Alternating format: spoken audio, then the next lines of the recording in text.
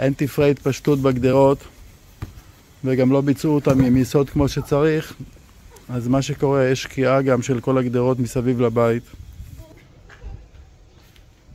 ריצוף שוקע מסביב לבית, הכל ממש מתפרק ממקומו.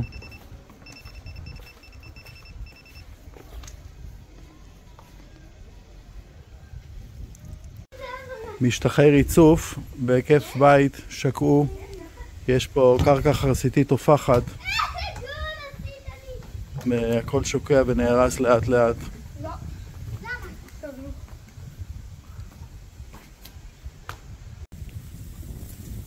יניקת רטיבות קפילרית גורמת לזה שהרטיבות עולה לתחתית הקירות.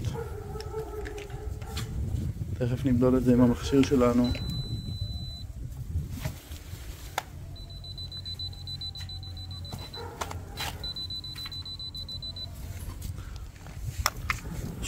השליכט והטיח מתקלפים.